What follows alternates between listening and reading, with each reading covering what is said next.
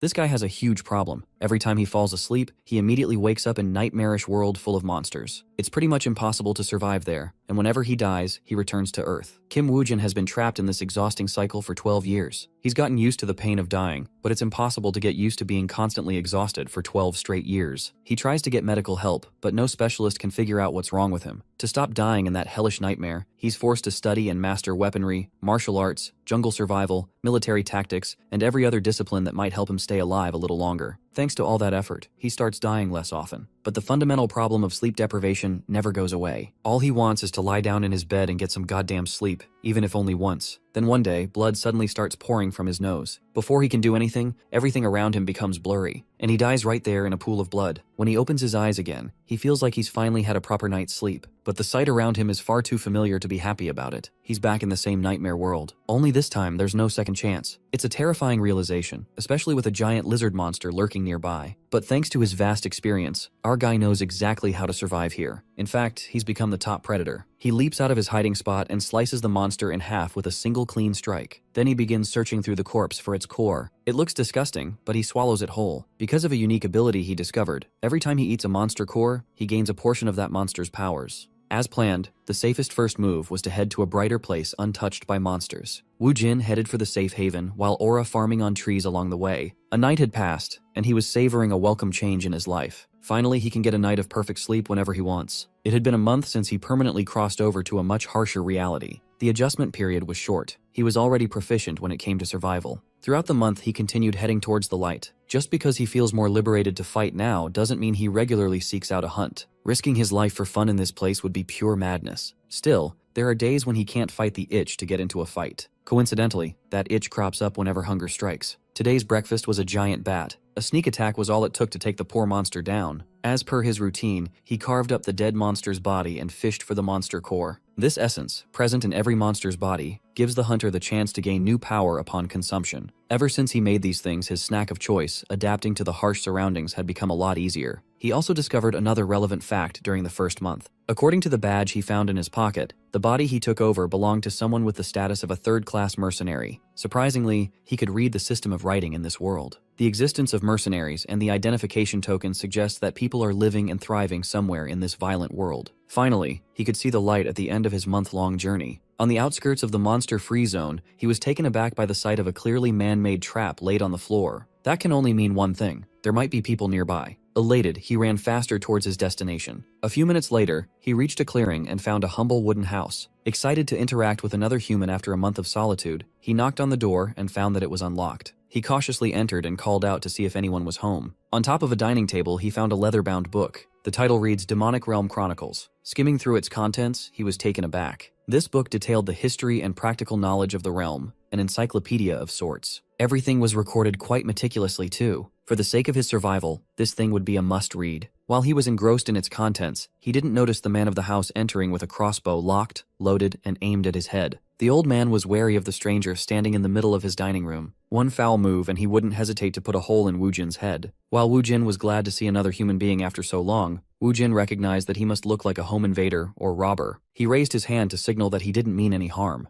He just found a house in a remote area and came in out of curiosity. The old man did not give a damn about his reason. He was shooed away like an unwanted animal. Woojin did not escalate the tension, but before going his own way, he wanted to ask the old man something. Would it be possible to borrow the book? He really wanted to give it a read. If needed, he would be willing to pay a price. The old man asked what he would do if he were refused access to the book. Woojin truthfully answered that in that case he won't hesitate to take it by force. He reached for his blade, alarming the old man as he gripped his crossbow tighter. They sized each other up for what felt like forever. Woojin had no real estimate of the old man's danger level, but he could feel that he would never lose. Ultimately, the old man lowered his weapon, and cooler heads prevailed. He believed that a petty thief wouldn't necessarily bargain for a book. He introduced himself as Hector. Kim Woojin also gave a proper introduction, but his name was quite peculiar and hard to pronounce around these parts, so he went by Jin instead. Hector understood that the young man wanted to get some reading done, but the book was precious to him too. He cannot lend it out to a stranger. If he really wanted to study the material, he'd better stay for a while. In return for free lodging and reading time, he could help with some simple chores around the house. It was a great deal, one that Jin had no problem accepting. and so he ended up staying at Old Man Hector's house. He was a gruff man, but he was not a bad person by any means. He was even kind enough to feed Jin home-cooked meals. That night was the first time he'd had warm soup in a long time. It was so delicious that the first bite brought him to tears. He briefly considered that Hector might be an angel in disguise. The old man routinely went out to hunt by sunrise. One time, the old man spilled that he was scouring the woods to take revenge on the monster that killed his comrades. Hector looked like a weathered warrior, strong and stoic. Seeing him so nervous whenever he went out to hunt was worrying. Whatever it was he was looking for must be a considerably powerful beast. When the old man leaves, Jin reads through the chronicles, absorbing as much information from the pages as he can. The history of this accursed realm began with the Northern Empire. It was a tale as old as time. The king of the north was blinded by greed and laid his hands on the otherworldly gate. Legends say that on the other side of the gate, the truth of all creation and immense power can be found. On that day, when the greedy emperor tried to force his way into the promise of unlimited power, the calamity was triggered. All sorts of powerful monsters emerged from the otherworldly gate. With their power and sheer numbers, turning the entire northern region into a demonic realm only took 9 years. In an effort to push back, humanity united many fragmented factions to form the Order Alliance. They built a barrier to stop the expansion of the demonic realm. That's enough lore drop for the day. As Jin expected, there was a lot of useful information crammed into the book. According to written reports, the deeper you go into the demonic realm, the stronger the monsters are. Jin's own experience backed this up. The monsters he encountered got significantly weaker as he headed towards the light. While he was digesting some new and interesting information, Hector came running back to the house. Jin was pondering how deep he was inside the demonic realm he had been wandering, while Hector was sprinting for his life. How strong was Jin exactly? A chance to find out might have just presented itself. A pack of werewolves had turned the old man from the hunter to the hunted. Leading the pack was a ferocious bipedal beast, hairy and wild. Surrounding the alpha were countless hungry wolves. A few meters away from the door, Hector stopped and turned around to fire some crossbow bolts. It wasn't enough to deter his furry pursuers. The alpha easily destroyed the bolts with its sharp claws. As the werewolf closed the gap, Hector could feel his imminent death getting nearer by the second. Fortunately, Jin had noticed the commotion and walked out of the house to check it out. He brandished his blade while looking at the beast chasing after the old man who fed and housed him. Ever the kind-hearted man, Hector pleaded for Jin to run away. He did run, but not in the direction Hector was pointing. Without a ripple of emotion, he was locked in on the ferocious beast up ahead. Jin gathered momentum and jumped up, covering a massive distance in the blink of an eye. The alpha tried to claw him out of the air, thinking of him as a nuisance. Jin corrected that dismissive attitude by slashing the alpha's whole arm wide open, exposing flesh and bone. He did not stop there. The blade cut deeper and deeper until the alpha werewolf was sliced cleanly in half. The rest of the pack couldn't even respond to something so absurd.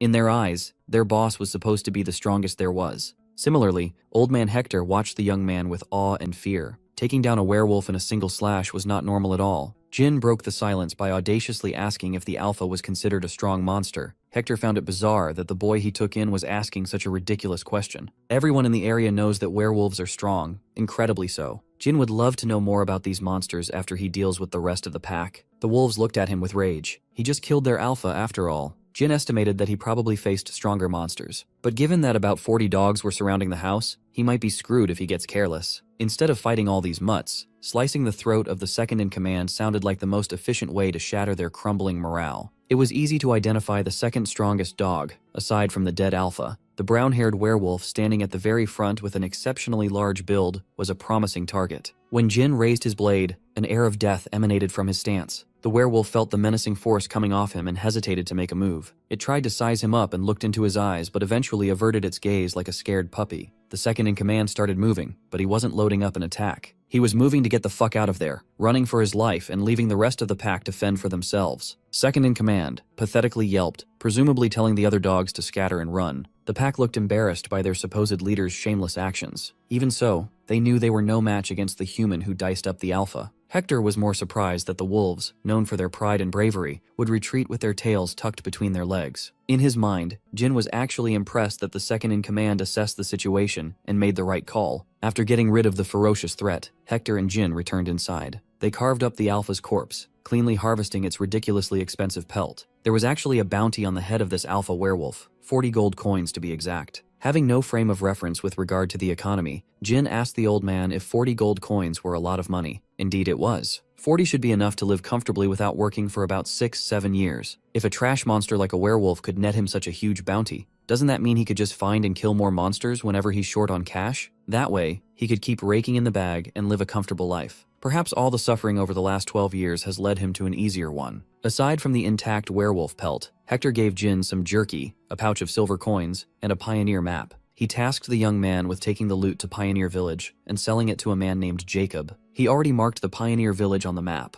He was certain that Jacob would buy the werewolf hide for a fair price. After receiving the old man's kindness over the past few days, he hesitated to accept something so valuable. Hector insisted that he was simply paying the fair price of revenge. He already told the kid that he had a grudge against this beast. He thanked his mysterious guest for finally fulfilling what he couldn't over the years. He just hopes that they meet again if the opportunity arises. Jin shook the old man's hand and also expressed his gratitude. The very next day, the pelt was bundled up, and he was ready to go. He had gotten used to living slowly with Hector, but now, it's time to return to the wilderness. On his way to the destination marked on the map, he was being surveilled by a familiar figure. The cowardly werewolf was keeping a worryingly close eye on his departure. The beast looked like it was up to no good. Pioneer Village wasn't too far, a whole day of walking, and he had reached the first walled settlement he'd ever seen in the middle of the demonic realm. He entered the village without a fuss after showing his mercenary identity token. It was quite well stocked for a small town. The residents weren't particularly welcoming to newcomers, though. The dirty looks he was getting were not pleasant in the slightest. He chalked it up to being a stranger in a strange land. Everyone's on high alert. It was understandable, truly. In a world like this, people can be more dangerous than monsters. To get some much-needed information, Jin went straight to the pub.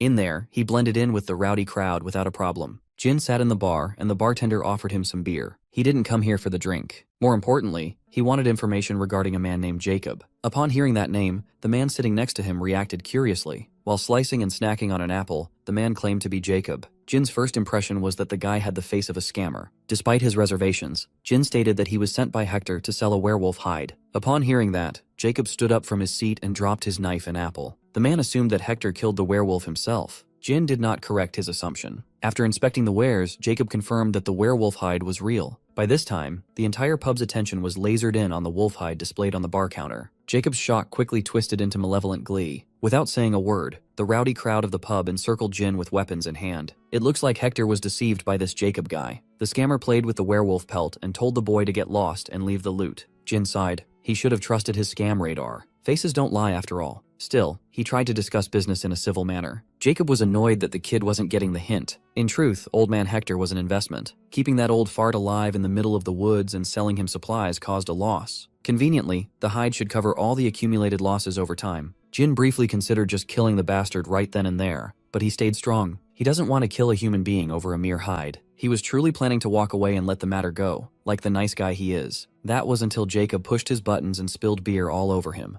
The scammer had finally done it. It is fucking on. Wu Jin stood up, letting the bar stool fall. He walked past the goons, who threatened him with menacing looks, and headed for the door. Jacob was very pleased with himself. He intimidated the kid to surrender such valuable material, right? Wrong. Jin was just walking towards the door to get something heavy to seal it with. He turned to Jacob and gave the scumbag a lesson. If he intended to scam someone from the start, it would have been better to go for the neck instead of the back. The scammer scoffed, not realizing what was about to happen. Since the kid doesn't value his own life, Jacob ordered his goons to attack. Jin let them get closer to him. It would be easier and faster that way. People like these won't even give him a guilty conscience once he's done taking their heads. Jin parried the closest goon who tried to stab him with sloppy technique. The parry was so strong that it got the man's whole arm vibrating along with his blade. While stunned, cutting his stomach and letting the entrails pour out was as easy as pie. The next few goons who tried to get to him started falling like flies. A big guy with an axe tried to cut him down with impressive force but horrible timing and skill. In response, he turned a nearby table over to bury the big guy in furniture and soup. While trying to push the heavy wooden table away, the big guy lost all strength when Jin cut his fucking head off. Wu Jin was cold-bloodedly adding to his kill streak like he was taking a casual stroll in the park. Jacob looked at the boy he tried to rob and murder and realized that he wasn't built for this shit. A fighter this strong in this small area, there was no way Jacob wouldn't know about someone like that. At this rate, his goons will fall and he'll die for nothing. The fastest goon in the pub tried to sneak a dual blade attack from Jin's flank, but both arms were cut off before they could make contact. The bald brawler was next. Jin rolled the guy with a shoulder bump and literally dug his fingers through the poor man's chest. To finish the job with a fatality, he separated the brute's upper and lower body with a clean slice. It took him less than a minute to clear the pub of an entire gang. Jacob tried to cause a commotion, yelling at his remaining men to run so he could escape amidst the chaos. With the door blocked, Jacob and the remaining goons threw themselves through the glass windows just to get out. They might have gotten away if it weren't for another surprise. Outside the pub, a snarling red wolf was waiting. It didn't make sense. Why would a monster this vicious roam inside the village? The shock from the wolf's surprise appearance brought Jin enough time to catch up. A murderous scam victim on one side and a voracious beast on the other. There was nowhere to go. Jin casually looked at the giant dog and remembered the clever coward from the day before. The wolf's eyes lingered on him for quite some time. Jin coldly asked if the dog came here to die alongside the shameless scammers. Just like yesterday, the beast curled up in fear under Jin's gaze. To show that he did not come here with hostile intentions, the wolf whimpered and dropped to the ground, showing Jin its belly. It panted and wagged its tail like a well-trained house dog in front of him. The dog rolled around the grass like an energetic good boy. Jacob and the goons were equally confused and frightened by the bizarre turn of events. Woojin was quite annoyed by such mutt-like behavior. He didn't have time for this, but since the guy was seemingly trying to get his attention to get adopted, he threw the dog a little test. Jin pointed at Jacob and the goons and ordered the wolf to bite. Immediately, the sweet and energetic doggo was gone. In its place was the fearsome beast that ruled the nearby woods. The wolf maimed the goons without mercy, biting their faces off and inflicting as much pain as possible. Jin preferred seeing the mutt behave like an apex predator compared to the cutesy act. Jacob recoiled in cowardly terror as his goons were turned into mincemeat. The wolf bit into their flesh and nastily painted the ground with blood. The scammer's brain tried to come up with a plan to get out of this messed up situation. He reckoned that Jin was just a strong moron.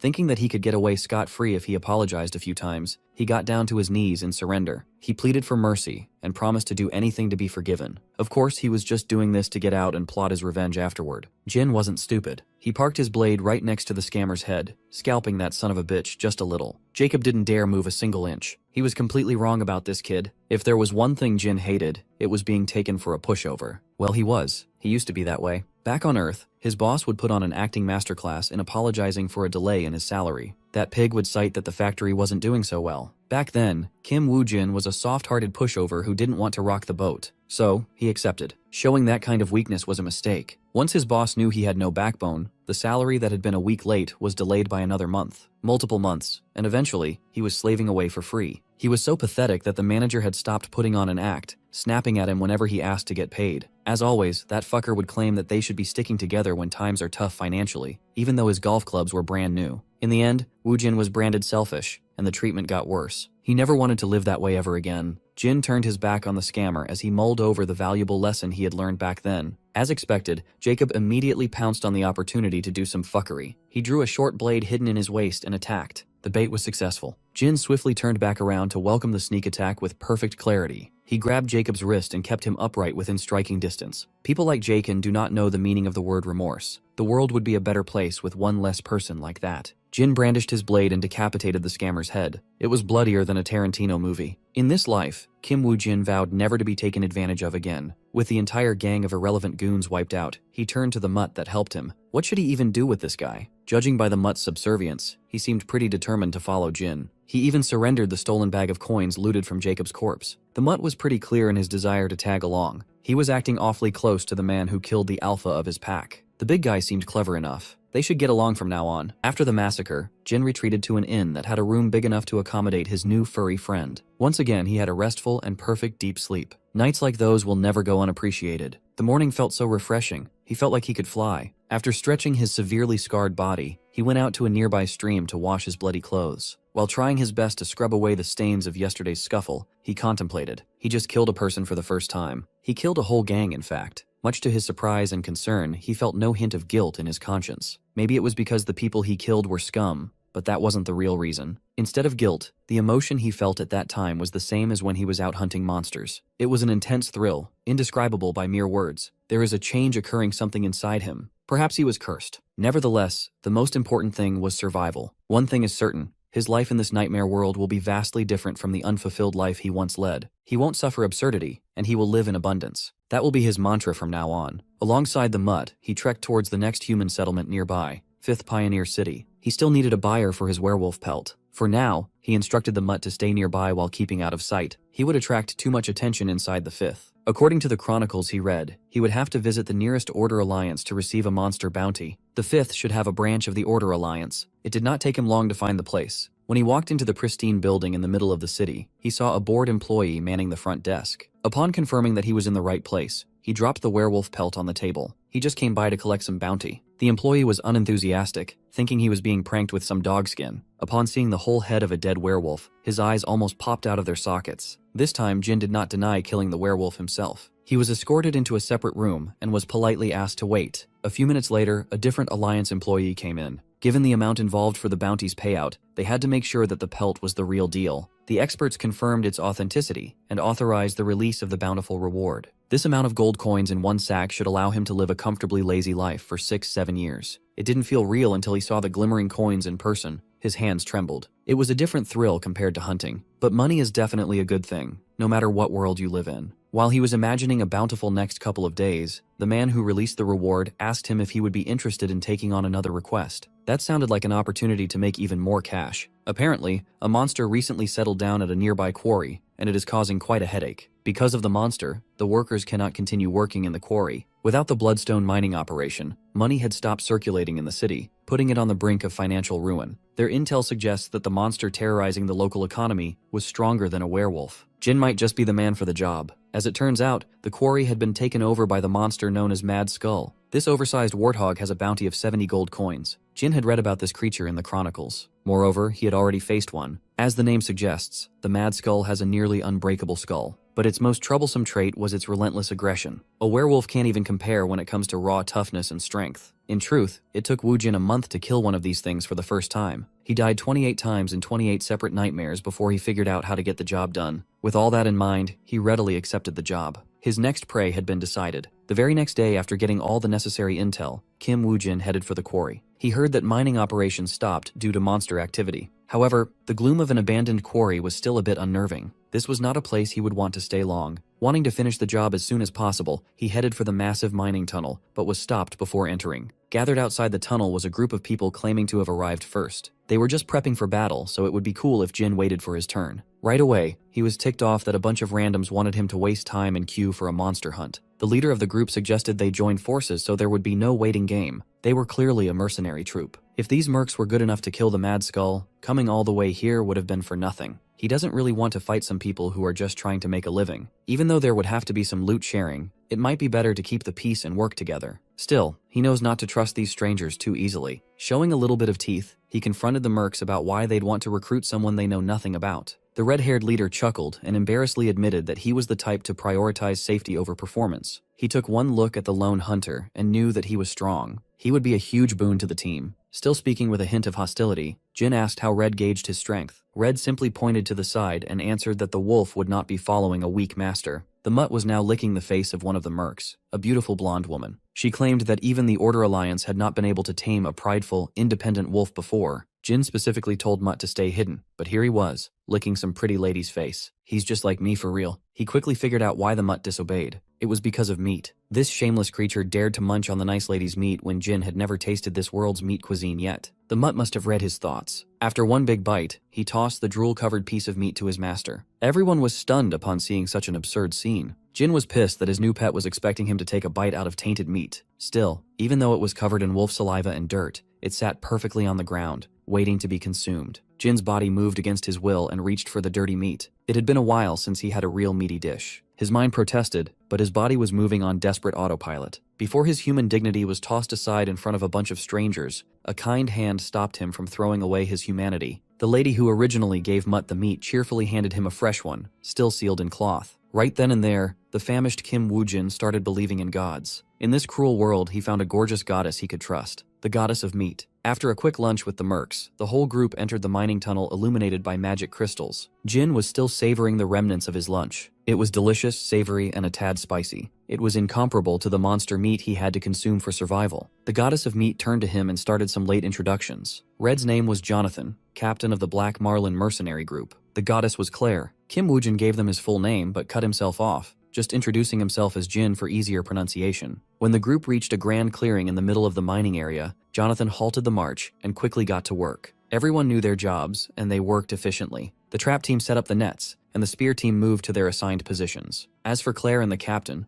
they will be fulfilling a very important task. Jin watched as the air around the two turned light and full of life. Claire opened her grimoire and gave him his first glimpse of magic in action. The chronicles mentioned the use of magic in this world, but seeing it in person was an entirely different experience. Staking her own name, Claire drew an unknown power through some sort of prayer. With incantation and magic circles, she cast a feather step on the captain. Jonathan relished Claire's buffs with a grin. She was excellent as always. She warned the captain that he only had 3 minutes at best, and 5 at worst. He'll be on the most dangerous assignment, so everyone else had better stay ready. After some dynamic stretching, Captain Jonathan ran deeper into the mines to lure the Mad Skull out. Jin was impressed by how much the captain's speed was augmented. Magic sure was cool. He suddenly had an itch to learn how to use magic like Claire. While the captain was out, the chain of command and discipline stayed intact. It was a great operation. They knew that if even one person made a mistake, they could all die in the blink of an eye. The mercs were planning on driving the monster into a trap and pouring every bit of firepower into it. It was not a bad plan by any means. However, he was skeptical whether this would work specifically against a monster like Mad Skull. Just a few minutes later, the sound of the captain's footsteps could be heard getting closer. Jonathan signaled the trap team to load up as he smoothly drifted back to home base. The trap team pulled on their nets with all their might and effectively halted the Mad Skull's mad charge. Each rope was manned by multiple muscles to ensure the trap would hold firm. Once certain that the oversized boar was stuck in place, the mercs brought out their spears. They threw those things like harpoons, piercing through the monster's thick hide. The pain of multiple sharp objects piercing its skin made the boar roar with an unpleasant sound. It made the trap team falter a little, but they remained standing. Fueled by the pain and its natural aggression, the Mad Skull generated more sudden force than they were expecting. Jin watched in high alert as the entire trap team was lifted off their feet. When it came to raw strength, the beast easily outclassed the entire mercenary troop combined. After landing back on the ground, the trap team tried their hardest to regain footing. Weaknesses in a few key areas resulted in the beast breaking free from the restriction. It immediately aggroed into the team that dared to tie the beast down. Claire was directly in its line of sight. Worried, she hurriedly loaded up a magic spell to repel the monster. Jin wasn't going to let the woman with the most delicious meat get mauled by a reckless boar. Without a hint of fear, he faced the Mad Skull in isolation. The overwhelming force threatened to send him flying, but he gambled his aura by stopping the violent charge with his bare hands. Claire saw what he was doing and warned him against such a boneheaded approach. He did not listen, nor did he need to listen. He might be one of the few people in this world who knew how to properly take down a Mad Skull. Jin pushed the tusks to the side, creating some space. Using that gap, he reached for his blade. He sliced up, hoping to deal some heavy damage to the monster's chin. Unfortunately, even though he had gotten stronger, he did not have enough raw strength to end it in one hit. Naturally, the Mad Skull had more raw power than he did. It also recovered surprisingly fast. The deadly tusks refocused their target lock, and Jin had let his guard down. On the brink of getting brutally stabbed, he was bailed out by timely support. Claire buffed him with a feather step, making it possible to throw himself out of the boar's line of attack. Feeling the effects of magic for the first time, he was astounded. His body felt so much lighter. It was like dropping a 30-kilo pack from his shoulders. With this, he should be able to hunt the Mad Skull in the most efficient way possible. The rest of the Black Marlin mercenary group congregated in his position, offering their help, but Jin cautiously told them to back off. For now, dicing up this pig would be easier to do alone, with no one getting in the way. Based on experience, hunting a Mad Skull was surprisingly straightforward. Even with such a menacing name, it's ultimately just a big pig. Sure, it could run supremely fast in a straight line, but its lateral movement is horrible. While being led out of the tunnel, it repeatedly crashed into the walls on either side. Managing its aggro while moving side to side is the easiest way to stop that seemingly unstoppable charge. After letting the beast make a fool of itself multiple times, Jin continued taking advantage of his agility buff. In desperation, the Mad Skull tried to take a bite of him, but it was too slow. For the second step of the hunt, one must view those tusks, as long swords, as the monster's hands. Except that these murder weapons cannot be cut with a blade. The real juicy target was what's in the middle of those tusks, the monster's weak point, the nose. With a perfectly timed counter, Jin chopped that big-ass nose in half. He had already expected a crazy rampage after landing such an attack, but the pain of that wound should intensify with every movement. Eventually, it will become impossible to attack any further. Once the Mad Skull is exhausted and drained of blood, it's time to carve up the beast. Jin started the slaughter with the hind legs, slicing them apart to cut off mobility. Once the forelegs are out of the picture, that creature won't even be able to stand, let alone attack. After immobilizing and carving up his victim, a disturbing smile crept across his face. The mercs followed the fight, worried about the lone stranger. When they saw the aftermath of the Mad Skull's last-ditch effort to survive, they shuddered. Claire wanted to run up to Jin to make sure that he was all right, but the mutt stopped her from interfering. There was no need to worry or intervene. Jin is back with no Mad Skull in sight. Moreover, his mouth was suspiciously bloody. That guy could not resist eating some monster essence as a snack. The Mad Skull problem had been taken care of. All that's left was pork. Captain Jonathan had been working as a mercenary for a long time, and he had never heard of anyone taking down a Mad Skull solo. While everyone was celebrating, the mutt called everyone's attention as he growled upon smelling something. Another mad skull emerged from the mining shaft, and there were a few more behind. One of these bastards was hard enough to deal with.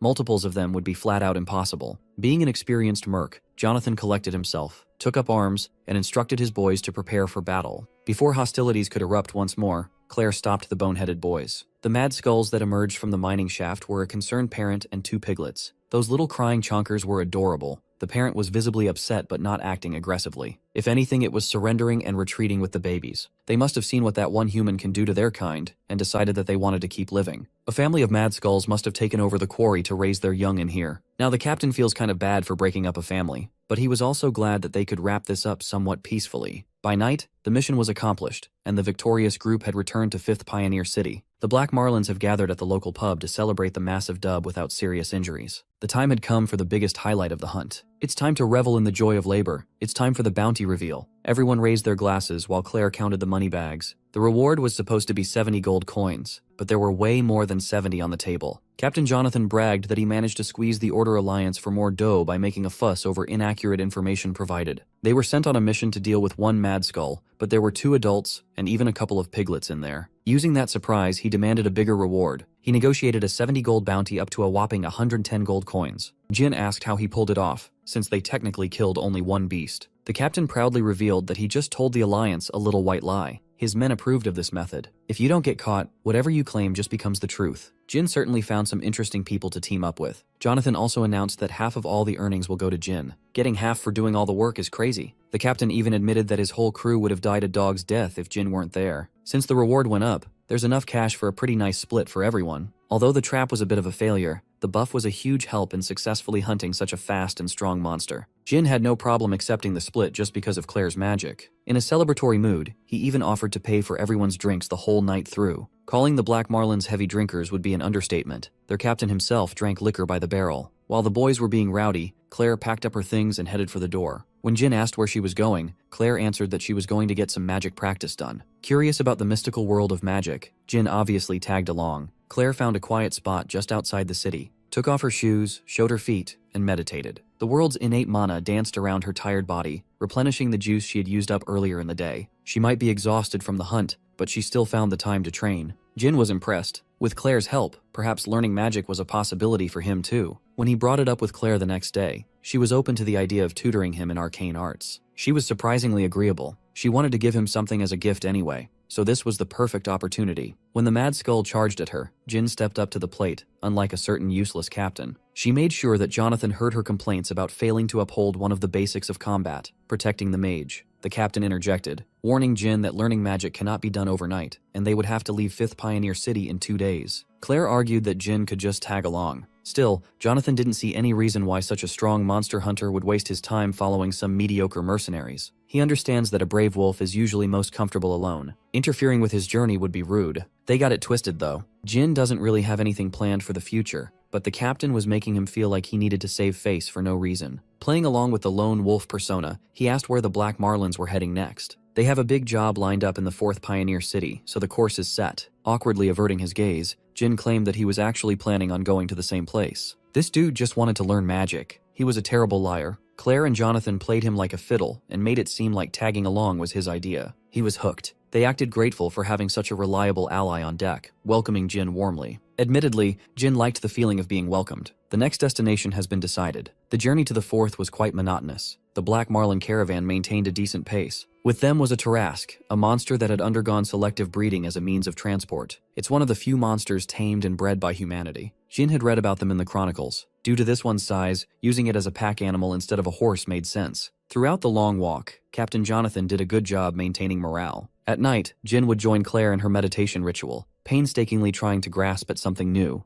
There are dozens of reasons why learning something so foreign is hard. What he found the hardest was the requirement of repetitive effort. In any task, there are parts where growth is only possible through practice. Growing in that area tends to be sluggish. In some cases, like his very own, stagnation is possible. Repeating the same thing over and over again without anything to show for it was very painful. Still, he was used to this pain. Kim Woo-jin persevered. He did not repeatedly die, enduring 12 years of pain to survive the demonic realm. To give up now. One cold night, while meditating alone in the middle of the serene woods, he felt his first spark. Claire saw it happen from afar and merrily went up to him with her congratulations. It took Jin 10 whole days just to feel the faintest spark of mana. It was a difficult process to say the least. Claire admitted that he was on the slow side of progression, but progress was progress, no matter how slow. Some people with absolutely no talent go their entire lives without sensing mana. For the second stage of their lessons, she pulled out a vial of blue liquid from her pouch. She poured the shiny substance into a metal cup and put on her gloves. Preparations are done. It's time for Jin to get undressed. Not knowing what was about to happen and where her gloved-up hand would go, Jin's imagination ran wild. After getting rid of his clothes, Claire dipped 2 fingers into the sticky substance and got to work. She used that thing to draw an elaborate magic construct covering Jin's backside.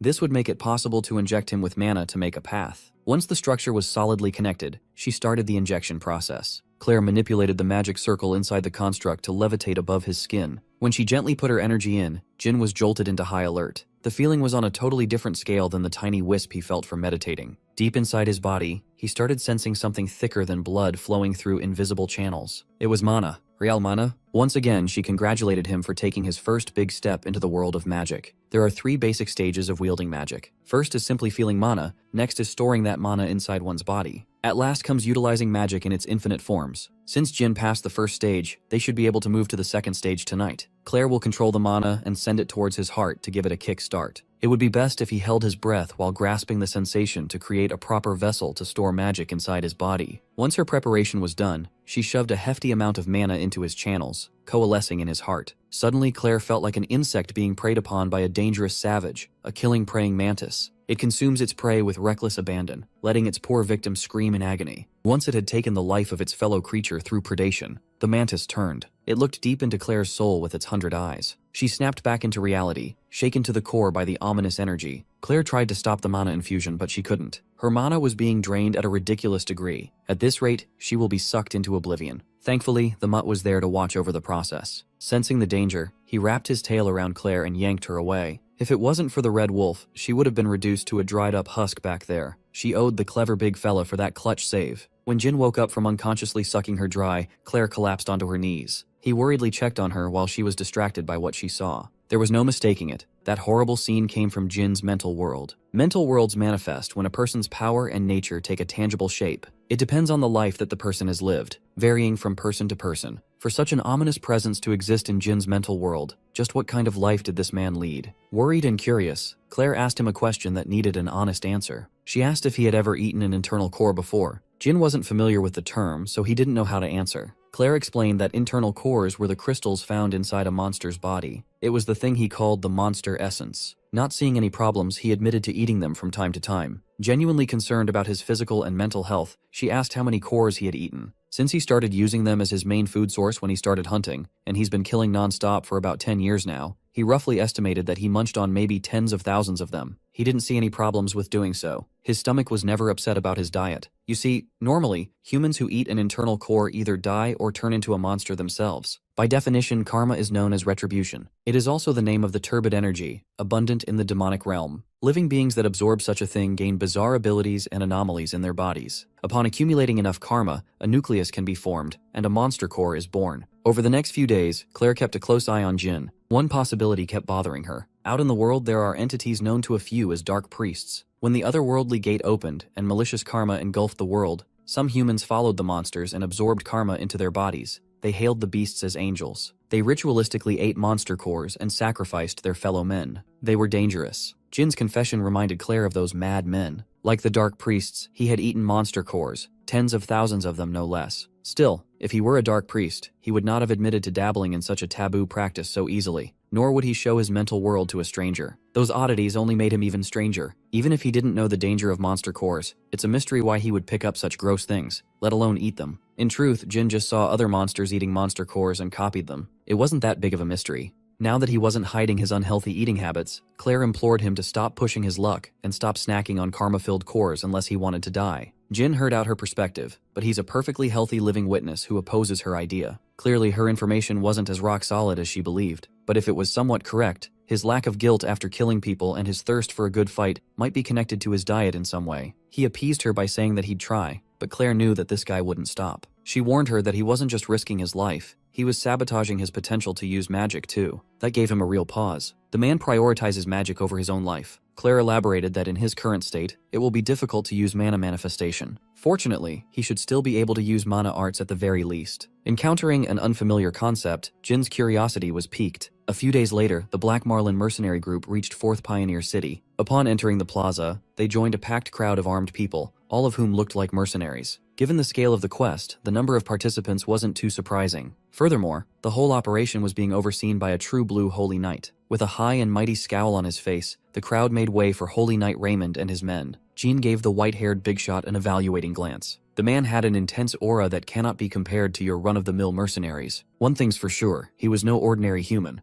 Aside from the leadership, the crowd of mercenaries was also drawn in by the contractor of the quest, the Golden Bug Wolf. Based on the name, Jin assumed that they were being deployed to kill an insect-type monster. Claire was surprised that he didn't know about the man known as Golden Bug. He was widely regarded as the greatest business mind within the demonic realm. He's a tycoon who owns so many assets, he would be considered one of the richest people in the world. Not long ago, Golden Bug died a suspiciously sudden death. Rumors were going around that he had been murdered, but nothing concrete had come out supporting that theory. If the Golden Bug is dead, then why have so many people gathered? You see, the Golden Bug left 2 sons, his heirs. They have now inherited the tycoon's legacy and wealth. Someone has to move that massive fortune to a much safer place inside a city barrier. Along with many other mercenary groups and lone wolves, the Black Marlins have answered the call to escort untold amounts of riches. No wonder such a crowd had gathered. They arrived just in time to be called forward. Captain Jonathan excitedly pushed Jin up to the front, eager to seize the moment. In front of the Holy Knight leading the mission, Jonathan proudly introduced Jin as his group's top dog. He even listed his boy's achievements of killing a mad skull and taming a werewolf. Rumors of his exploits have already spread among fellow hunters. They were calling him the Head Crusher. Of course, Jonathan was responsible for generating such a buzz without Jin's knowledge. A little notoriety is a good thing. Holy Knight Raymond gave him a once-over and granted the Black Marlin mercenary group a contract for 100 gold coins. They depart the next day. As soon as the sun rises, the shrewd captain was hyped.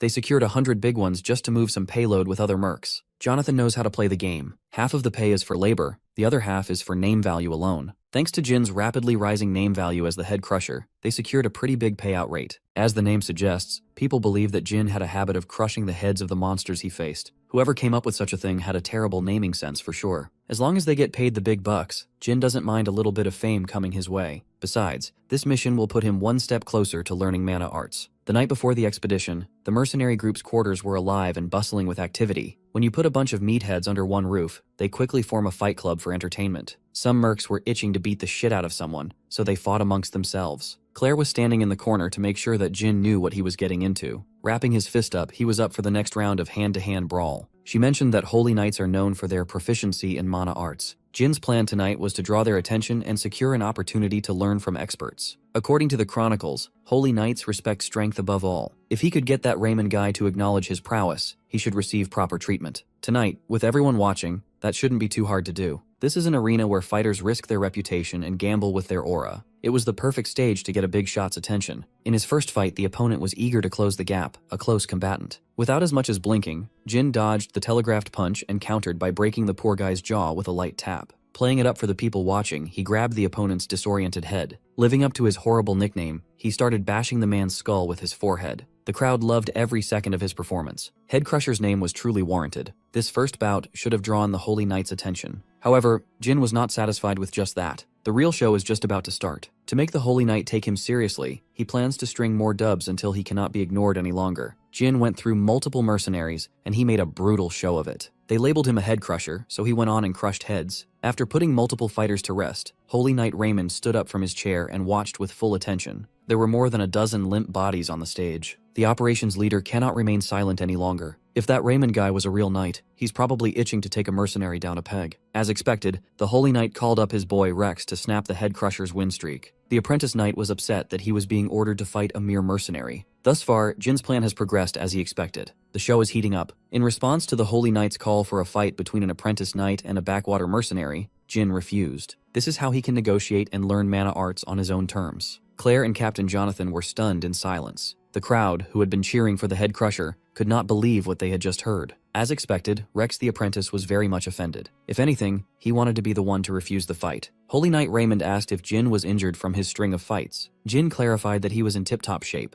Raymond gave him an out, but he didn't take it. Now he was being asked to present a valid reason to refuse an honorable duel. Jin claimed that he was just a humble mercenary chasing after power and money. He can't just risk his well-being and fight a Holy Knight apprentice for free. Instead of a pointless duel, he wanted to put a bet on it. But for a bet to go through, both parties must have something of value to present. It's hard to imagine that a Holy Knight would want anything from a sellsword. Jin admitted that he wasn't a grand enough figure to boost anyone's reputation. He does have an ungodly amount of money from all the bounties he saved up, though. The crowd erupted in laughter upon hearing his crazy proposal. Suggesting gambling with a Holy Knight who lives and dies with honor was certainly a move. Insulted, Rex wanted to jump into that arena and beat the crap out of him. Raymond held him back and denied putting money on the line. Instead, he wanted Jin to waive all liability for any damages sustained during the fight if he lost. It was clear that Raymond wanted to hurt him bad. Really bad. That works wonderfully for Jin. He won't have to put his hard-earned money at risk, and he could beat up some snob to his heart's content. He readily accepted and opted to hold on to his terms after the duel was over. Rex bandaged up his fists and entered the arena while giving the audacious merc a nasty look. They sized each other up, looking into each other's eyes. As expected, his fellow mercenaries cheered on for the head crusher. Some of them even wagered their entire fortunes on his win. Claire was worried and urged him to signal if it got a little too much, but there was no need for all that. He simply uttered, "Nah, I'd win." Rex was given the green light by his boss to go all out. Raymond recognized that the man hailed as the head crusher wouldn't be an easy opponent. Right from the get-go, Rex circulated mana all over his beefed-up body. Those who were in the know recognized the ignition of mana arts and lost all hope for Jin's victory. Rex took one strong step and closed the gap in an instant. Jin recognized the danger level of the speed. This red-haired brute was definitely on a different level compared to manaless small fries. Rex's explosive attack was refined and backed by powerful force. Too bad it only grazed Jin. Taking a clean hit from something that strong might just blow his head smooth off. Experiencing mana arts at such close distance, his interest towards the concept was growing. Rex caught him lacking and out of balance, forcing Jin to block a straight punch with both arms. The excess power sent him sliding backward. He was almost knocked out of the makeshift arena. Rex was feeling himself after that one. Despite Jin's rising renown in the demonic realm, all Rex could see in front of him was a wild beast who dared to look down on a Holy Knight's honor. The crowd's confidence in the Crusher was waning quickly. Even Captain Jonathan was worried that he might lose all the money he bet on his boy. Claire might be the only one concerned about his well-being while Raymond watched silently. Rex picked up the pace and rained punches relentlessly. Despite the momentum clearly on the side of his apprentice, Raymond could not shake a strange feeling. When Jin fought against other mercenaries, he didn't drag out the fight and took them down with savage brutality. For some reason, he was moving extremely passively against Rex, like a man with something up his sleeve. Rex didn't notice that. He thought he was just too hot to handle. He flexed his mana arts excessively, sending punches from a distance. Jin parried that shit without a problem, turning a portion of the mercenary quarters into collateral damage. These people had never seen a Holy Knight's mana arts get deflected bare-handed before. Jin had seen the opponent's arsenal. He's done measuring the apprentice's combat power. What comes after that? Checking his durability, of course. Catching Rex off guard with a quick change of pace, Jin delivered a nasty punch, knocking the air out of the clueless apprentice. It was a normal punch without a hint of mana used, yet the damage it delivered was immense. Raymond finally figured out that Jin wasn't playing safe or waiting for an opening.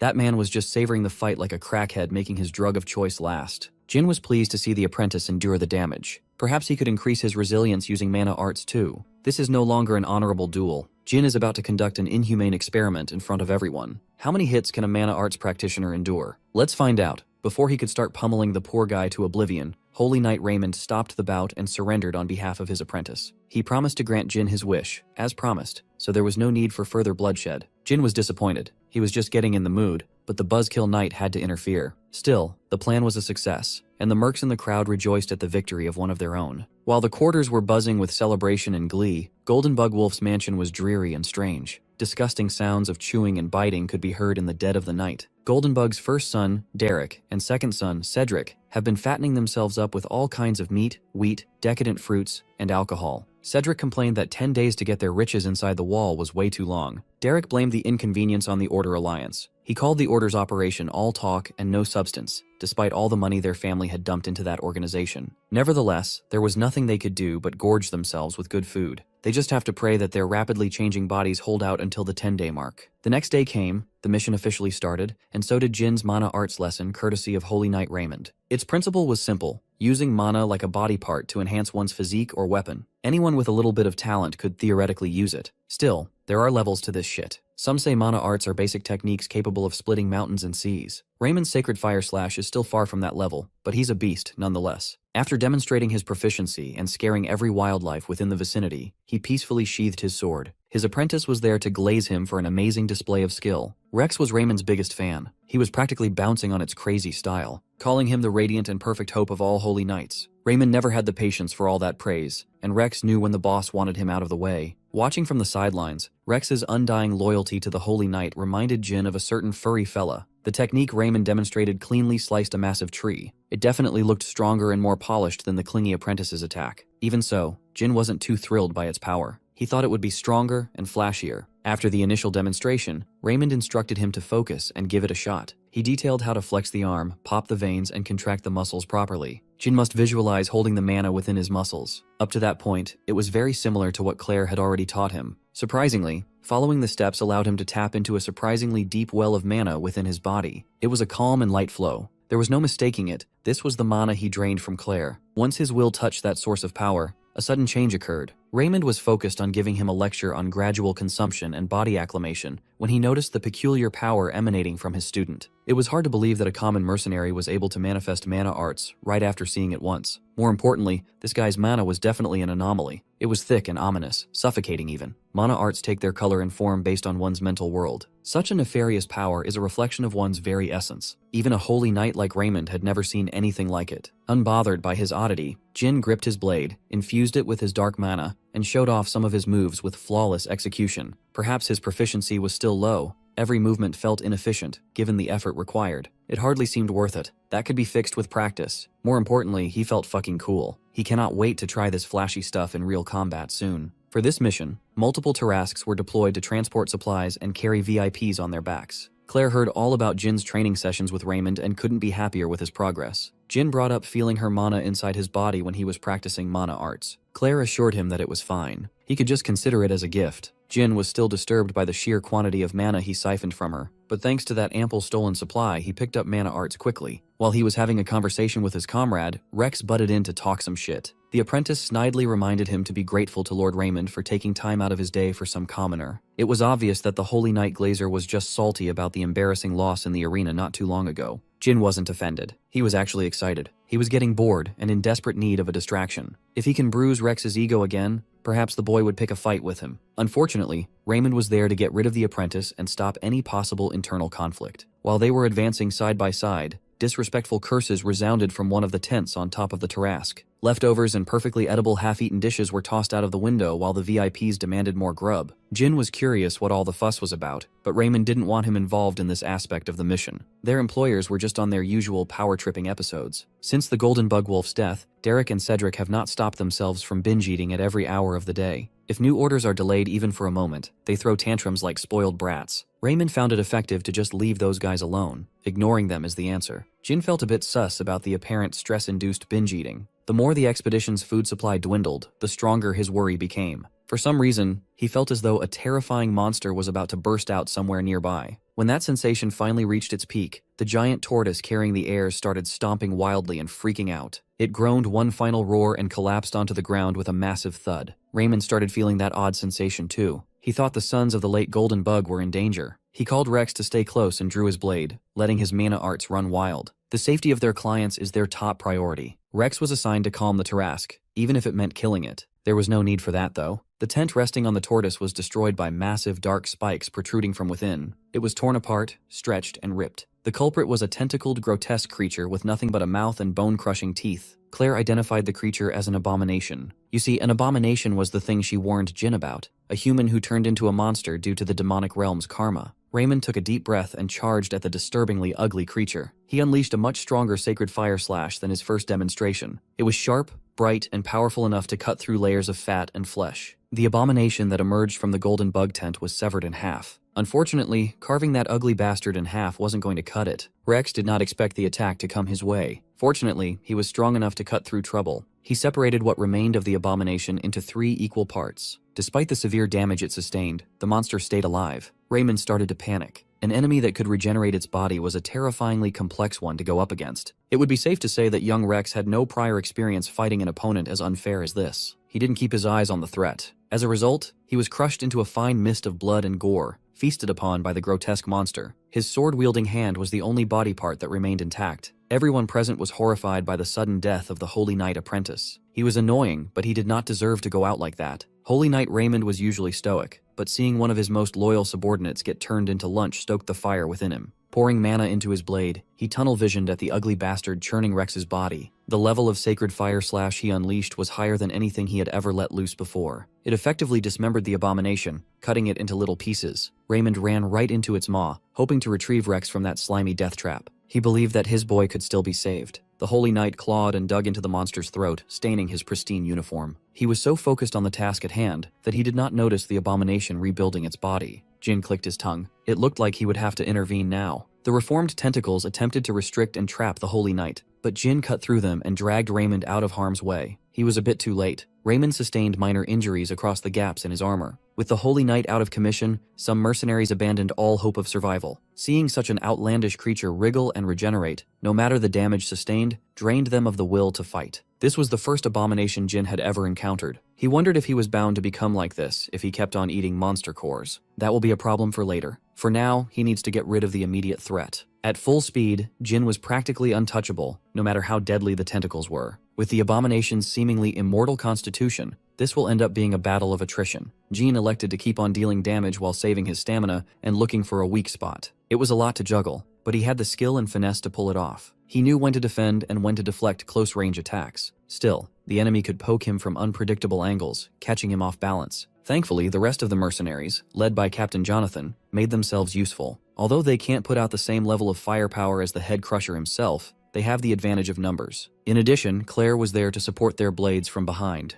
Their job was to pin down every severed part of the abomination to prevent regeneration. Claire's magic was surprisingly effective in making that happen. Stopping pieces from reattaching was a huge help. With this, the playing field was a bit more leveled. Jin was pleased to see the mercs pull their weight. Being barred from regenerating pissed off the nasty abomination. Its energy changed, and the melting flesh wriggled to reveal something horrifying from within. Faces of tortured souls. Those faces probably belonged to the gluttonous sons of Golden Bug. After changing forms, it formed more tentacles to retrieve the pinned down pieces. The ordinary mercs and their magically enhanced blades weren't able to put up a fight. Thankfully, Jin was there to interrupt the reintegration before the abomination could get back its full power. The horrifying face with bleeding eyes screeched at him angrily. It extended its tongue like a frog trying to catch a fly, but Jin was ready to deflect. He warned Jonathan and the rest to keep a distance, but the abomination got stronger somehow. The emergence of its true faces must have triggered some sort of evolution. Jin's plan was quite straightforward. Keep hacking away at it. If he can do it enough, the internal core will surely show itself. The captain assured him that the mercenaries hired for this job weren't frauds. They have been studying the monster's attack patterns. Jin welcomed their help and tapped into his freshly learned mana arts. He served as the main vanguard and main attacker, while the rest were relegated to a supporting role. With his blade enhanced by mana arts, his speed and power were significantly upgraded. He sliced and diced to his heart's content. Once he trimmed enough fat from the bloated bag of garbage, the other mercenaries joined in on the bloody festival of blades. As Jin expected, hack it enough times, and the internal core will show itself. As soon as he set his sights on that core, it was over. He sliced that thing in half, halting the abomination's rampage altogether. Everyone finally breathed a sigh of relief. Holy Knight Raymond woke up just in time to watch the ending. What a useless leader, man. Everyone celebrated with pride. They knew that when word spread around that they took part in taking down a terrifying abomination, their reputation was bound to shoot up. While the mercs were feeling relieved and hyped, Jin had snuck away with the internal core in tow. Unbeknownst to everyone present, some sexy nun was secretly watching the whole fight unfold. She lamented that in the end, Derek and Cedric were no different from their useless father. That whole family was so utterly incompetent and useless to her cause. Nevertheless, the nun's interest had already shifted to the man who stifled her plan. She was curious about who he was and why he had taken the tainted internal core. After an action-packed day, the caravan camped out to spend the night in a clearing. While everyone was in the comfort of their tents, Jin preferred the outdoors. Out here, he could inspect the only loot he got from killing the abomination. After making sure that there was no one watching, he took a bite out of that internal core. Suddenly, his mind was transported to a memory that didn't belong to him. His psyche was transplanted in the body of some fat fuck tied to an altar, gagged and bound. He saw and heard a woman dressed in black talking about how incompetent the Golden Bug was. A few meters away, another man was in the same position. If they wanted to live on, the woman encouraged them to show her how special they were. She retrieved a small vial of unknown liquid and dripped it into the fat man's eye. Corruption swiftly spread throughout his body. The pain was mind-breaking. It was a disgusting process, to say the least. Thankfully, Jin snapped out of that fucked-up memory. It felt way too real. His stomach turned and he threw up his guts. This thing very rarely happens, but eating an internal core can sometimes grant you the owner's fleeting memories. Come to think of it, these internal cores are full of side effects. The memory he just suffered through probably belonged to one of the Golden Bug's sons. Now he knew how they turned into that repulsive abomination.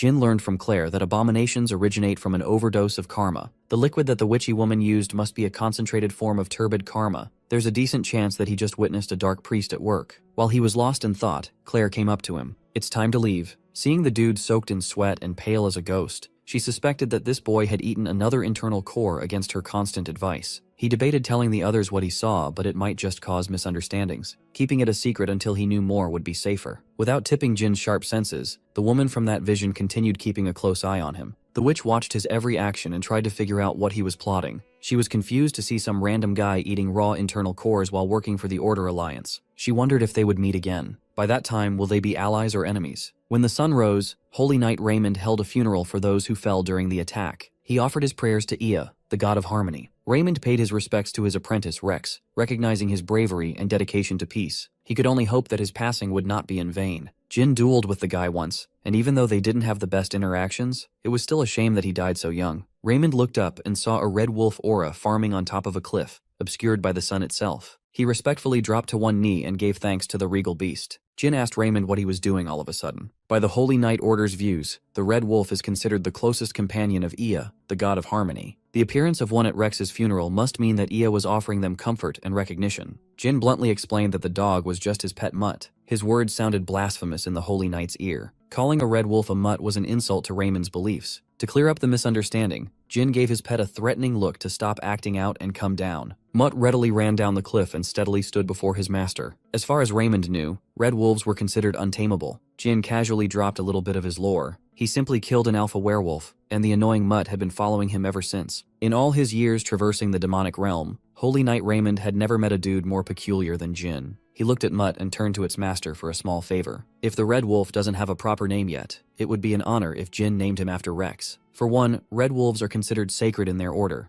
Inappropriately calling him a mutt stings a little. Secondly, he wishes for Rex's will, which tirelessly fought against evil, to continue purifying the entire demonic realm. Even though Rex met an untimely end, that loyal apprentice did not let go of his sword until the very end. It would be an honor to carry on Rex's legacy through a sacred beast. Jin wasn't opposed to the idea. It's the least he could do for the poor guy. He turned to his pet and asked if it was okay. The mutt was receptive to it too, so there was no problem. Henceforth, Mutt shall be referred to as Rex. Now that the funeral had wrapped up, an old man pulled up and asked if he had come at a bad time. Raymond recognized the blind, old, and bald elder. From the geezer's aura alone, Jin could tell that this man must be one of the highest authorities in the area. This old bag of bones was the elder of the third pioneer city, Bo. Led by Holy Knight Raymond, the survivors of the failed mission paid their respects to the elder. The old man politely apologized for dropping by during such a time of grieving. He came here because an investigation was needed regarding the death of the Golden Bug's sons. Based on his tone, it sounded like he was implying that the deaths of Cedric and Derek were orchestrated by the mercenaries hired for the escort mission. Jin thought the suspicion was warranted. Their clients died during the transport of a massive fortune. It's only natural to suspect the people who constantly risk their lives for money. Raymond was ready to testify and provide evidence in support of his men. Elder Bo didn't see any problem with that. What he was more concerned about was how the heirs turned into abominations. Walking right next to Jin, the geezer commented that he could smell the stench of a dark priest all over this incident. If that wasn't direct enough, he referred to Jin by name and asked for his take on the incident. Jin did not take the implication kindly. He did not appreciate being suspected of being a dark priest. By the end of the day, the caravan was escorted into the third pioneer city. Jin and Raymond were escorted into the Vritra Arena, a training ground well equipped for a decent-sized army. Elder Bo was used to the fact that talented people show their talent from a young age. Jin, on the other hand, appeared out of nowhere not too long ago. He quickly piled up massive feats one after another. On top of that, he happened to get involved in the biggest incident in the pioneer cities in recent memory. On paper, it was only natural to be a little wary of the rising star. Jin acknowledged that he really comes off shady. Hell, he wasn't even from this world originally. Even so, the old man's request to spar was a little out of left field. Raymond also opposed this so-called spar. They just got out of battle not long ago after all. It would be best to give Jin some time to recuperate. Elder Bo pressured them to accept his terms by threatening them with criminal charges if they refused to cooperate.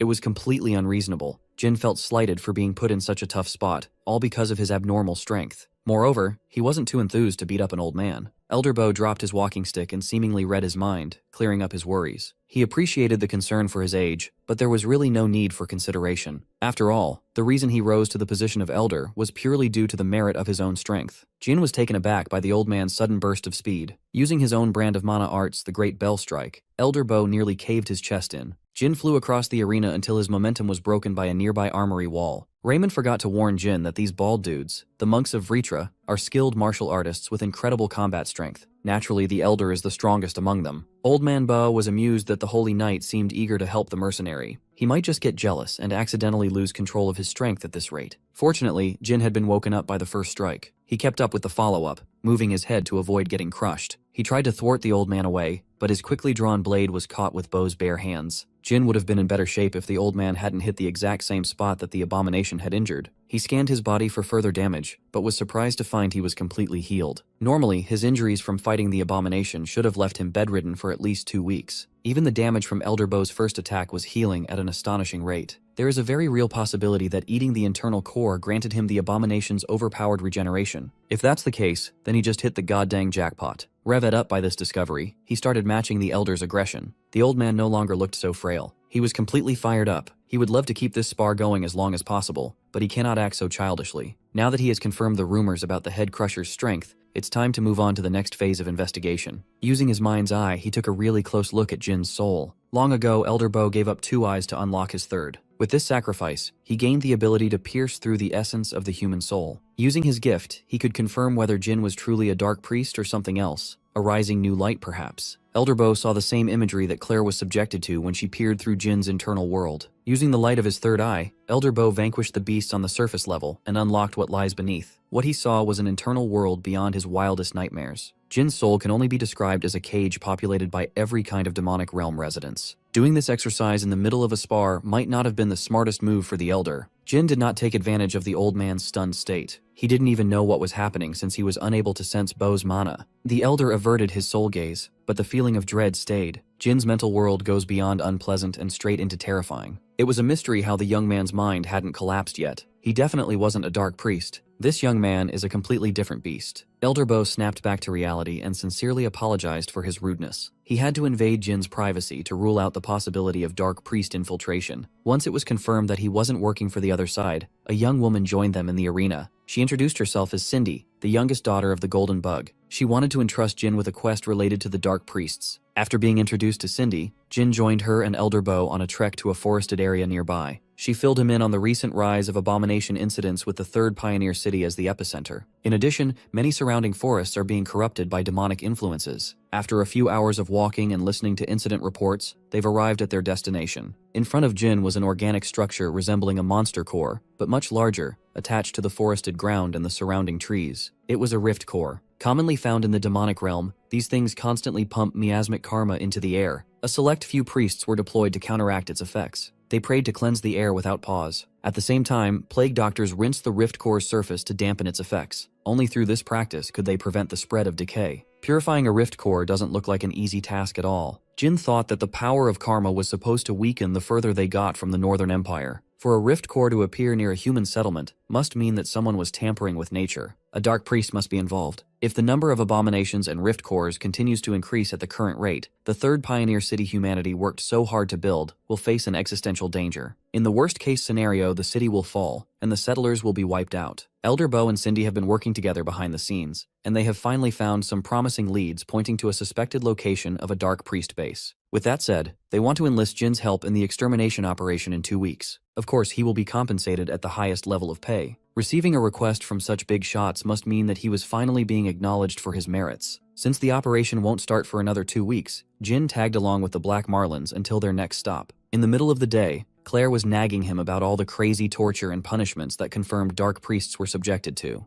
It did not take the mercenary group too long to reach their final destination. They touched down the city behind the walls Yurgis. It was a massive place, on a scale incomparable to the small pioneer cities Jin had seen. Yurgis was also dubbed the safest place in the demonic realm. Perhaps he could settle down and live here someday. Now was not the time to think about peaceful living, though. While the caravan was on a short break before entering the walled city, Jin pulled Holy Knight Raymond aside to talk. After notifying Raymond about his upcoming mission, he told Captain Jonathan and the rest of the Black Marlins his plan to return to the third pioneer city for a quest. Cap knew how it goes in the mercenary business. Comrades go their separate ways after a job concludes. Still, it's always a bit sad when that day arrives. When asked about their future plans, Jonathan's next move was to simply drink and then drink some more. The same goes for the rest of the group. Claire might be the only one with a reasonable path forward. She intends to look for another job in the city. Even though the recent payouts were decent, she's still far short of the money needed to enroll in the magic tower. Jin was unfamiliar with the term. Claire deprecatingly explained that even though she calls herself a mage, she's just an amateur who gathered common knowledge. Her skills are barely past the beginner level. She would have no trouble making a living with just the magic she cobbled together, but she's greedy and ambitious. Claire wants to learn higher class magic. She risks her life day in and day out as a mercenary to save up money and attend the magic tower to make her dreams a reality. Claire was basically working to further her studies. Jin found that incredibly admirable. Since it sounds like she needs the money more than he does at the moment, Jin fished out his sack of gold coins and asked if this much would be enough to get her enrolled. Of course, Claire profusely rejected the free money. She couldn't possibly be that shameless. Jin insisted that this wasn't charity. He just wanted to pay her back for everything she'd done for him. Before she could refuse again, Jin dumped his heavy sack on her hands. He was certain that they would see each other again. Maybe she'll be a high-class mage by then. Claire nearly teared up. She had never received this level of kindness from anyone. From the bottom of her heart, she thanked him and vowed to repay the favor someday. With that taken care of, Jin bade his temporary mercenary family goodbye. He wasn't with them for long, but the bond formed was real. They were good people in an otherwise cruel world. Holy Knight Raymond already had a chat with Jin earlier. He watched the peculiar mercenary walk into the sunset from afar. Rex the Red Wolf gave him one final knowing look before joining Jin. 2 weeks later, Jin officially joined the mission to exterminate the suspected Dark Priest. Elder Bo and Cindy stayed in the city but deployed their best men. Although she recruited Jin for the job, she was a little bit of a skeptic when it came to the mercenary. She was one of the few people privy to the fact that Jin had eaten a monster core before. Still, Elder Bo fought to have Jin included in the operation. He already verified that the young man had no ties to Dark Priests. Despite his assurance, Cindy firmly believed that consuming monster cores leads to the loss of one's sense of self. It was basic common sense. Even her brothers fell victim to that fact. The only reason the geezer was protecting Jin must be because of his hope that another person close to him still has some shred of humanity left. Elder Bo wasn't happy that Cindy was bringing up old wounds. He doesn't want to have that conversation with her at all. She apologized for the disrespect, but left the old man with a warning. Cindy agreed to keep Jin's secret for now, but if that man's sanity slipped, she promised to frame him as a dark priest and bring down the full force of her authority. Of course, the punishment will extend to the man who brought him into this operation in the first place. She could threaten Elder Bo all she wants. He is confident that Jin will pull through. That kid had already consumed untold amounts of monster cores, became unimaginably strong, and miraculously kept his mental world stable. Jin is living proof that humanity can be maintained despite the effects of monster cores, but the world is not yet ready to accept that possibility. Even so, Elder Bo firmly believes that the young man's power will bring great hope to this world, ushering in a new era. The first expeditionary force marched with dignity and discipline. They sang their little songs and touched spear tips on beat. It was a pretty spectacular display of synchronization. Their marching hymn was disrupted by the sound of solid rock breaking someone's skull. The special mercenary the higher-ups hired was literally bashing his head with a rock. After wounding himself and cracking his own forehead, Jin counted up while freely bleeding from his rock hole. When his count reached the 600th second, his flesh writhed and stitched itself back together. He thought the uneventful march was a great opportunity to test out his new regeneration ability. To heal a shallow head wound, it takes about 10 minutes. The fracture he got from the abomination was a bit more serious, and it completely healed in 2 days. He won't test it now, but a severed arm would probably regenerate within a month or something. This is precisely why he cannot kick the habit of eating monster cores. Sometimes you just win the ability lottery. Jin was itching to use this thing in actual combat right away. Word about his experiments reached the man in charge of the mission. They've all heard of his head crusher nickname, but none of them thought it meant a habit of crushing his own head. Jin apologized for the graphic experimentation, but Expeditionary Force Supreme Commander Roland from the Order of Harmony doesn't seem to mind. On the contrary, he was fascinated by geniuses like Jin. He believes that geniuses are supposed to be fucked up in the head. Since Jin was a mercenary handpicked by Elder Bo, he must be one. Changing the subject, Jin asked the commander about their game plan. Roland admired his genius impatience to get down to business. Roland detailed their strategy to head north of the third pioneer city. They will clear out every rift core on the way, while closing in on the center. The exact duration of the operation is uncertain, but the goal is to complete it within 10 days. Jin argued that the area to cover wasn't too big, and 10 days might be a bit too long. Roland agreed that normally, that would be a long-ass time, but they're about to find out why the timeline had been stretched. Because of the rift cores, monster territories have expanded. In fact, they just entered one of them. A ground-dwelling little monster with sharp teeth tried to get the jump on Commander Roland, but was sliced in half before it could get close. The residents of the deeper demonic realm are invading human territory. They've grown audacious enough to pop out in the sun without fear. For the next 10 days, there will be non-stop bloodshed between humans and monsters. The beast that attacked the commander was just a warning shot. Soon, the whole expeditionary force was cornered by an underground ambush from all sides. The monsters screeched and attacked from below, The initial assault resulted in gnarly injuries to those who were unprepared. Jin got a good look at the beasts and identified them as leech rats. The leech rats he knew weren't able to dig underground, though. Supreme Commander Roland immediately demonstrated why he was assigned to lead this mission. He was unshakable, and his shot calling was clear. He kept an eye on everyone's position and warned Jin when he was targeted by multiple leech rats at once. Instead of fighting back, the supposed genius just stood in place and let dozens of rodents cover him with bites and scratches.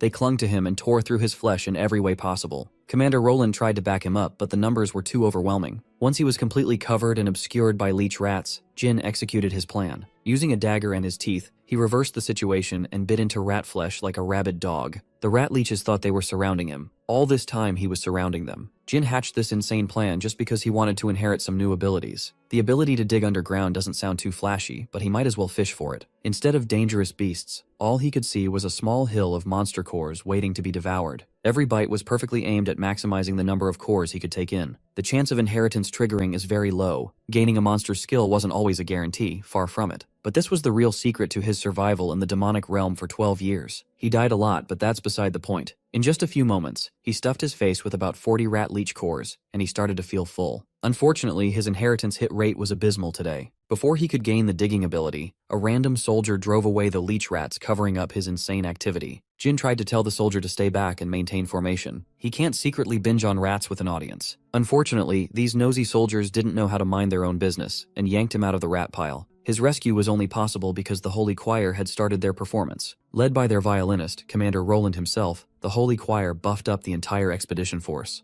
Every perfect note sounded heavenly, and its effects were drastic. Every soldier felt like they were overflowing with power. Slaughtering the rats was a breeze. Jin also experienced the choir's effect. His stamina was restored, and his defense significantly increased. These holy songs were like crack in the form of sound. More importantly, he assumed Roland was a swordsman. Who would have thought that the commander was a support type? While he was performing a beautiful overture, the expedition force launched a potent counterattack. The rat massacre lasted until nightfall. Once the expedition force set up camp, the daily performance of everyone who participated was recorded. Each individual's results will reflect in their share of rewards. That night, curious conversations about Jin spread throughout camp. The guy smashed his head with a rock and charged right into a monster pile on his own volition. Now, some of the soldiers saw him digging in the dirt inside one of the tents. Jin was disappointed to find that he really missed out on the digging ability, despite the quantity of cores he devoured. Commander Roland saw him bent over in the dirt and asked if he was doing all right. Jin apologized for startling everyone earlier, but Roland didn't mind his weird behavior. He was focused on Jin's impressive results. When the young man jumped right into the horde, many thought he was dead for sure, but he proved himself with tangible results in the end. According to the official tally, Jin hunted 267 leech rats all by himself. The average soldier only took down 4 or 5. Even the holy knights included in the army capped out at around the 100 mark. Jin's numbers cemented his reputation as a true genius in the commander's eyes. Jin wasn't too pleased with his numbers, though. If he had solely focused on hunting instead of secretly snacking, his kill count would have ballooned by a few hundred more. While Roland was in his tent, he asked if the commander was truly part of the support force. Roland assumed that he was about to get bullied for being a supporter. Jin wasn't going to do that, though. He was just mistaken in thinking that Roland was the flashy fighter type.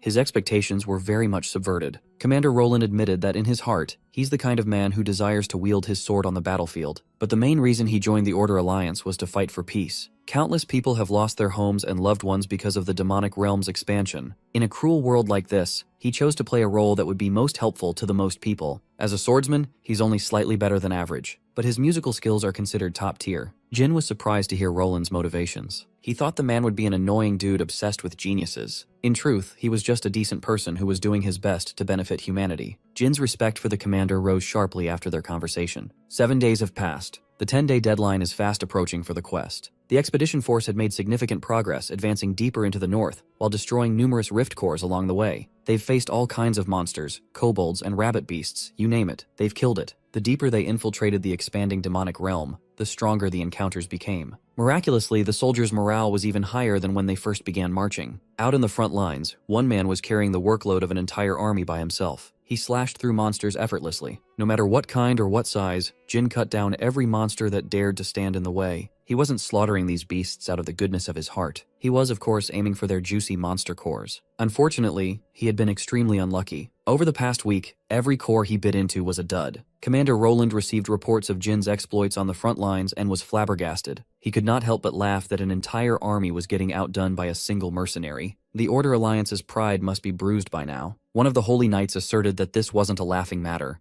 Their soldiers have become far too lax, while Jin has been amassing an ungodly number of performance points. Roland chose to view this as a positive thing. Thanks to Jin's reliability, they barely have any casualties so close to the 10-day mark. Their destination is just right around the corner. It would be best to get some rest while they still can. Deep in the demonic realm, a nightmare blunt rotation gathered for a very important meeting. The Dark Priest Summit is in session. A masked man was displeased by the progress the Order Alliance had made over the past few days. Well, they practically led the humans to their base by planting so many rift cores around. The witch nun who turned the Golden Bug siblings into an abomination insisted that their chosen youngest sibling had already placed countermeasures for this exact scenario. Surely he won't disappoint the rest of the group and prove himself competent. The one she called the youngest firmly believes that defenders always have the advantage over attackers. Those pesky humans reacted slightly earlier than expected, but nothing in his great plan of darkness had changed. On the following day, Commander Roland was presented with a venomous dilemma. In front of them was a dead end, a massive chasm decorated by an intricate weave of extra-durable spider webs. Lurking below the darkness were giant spiders the size of a small car.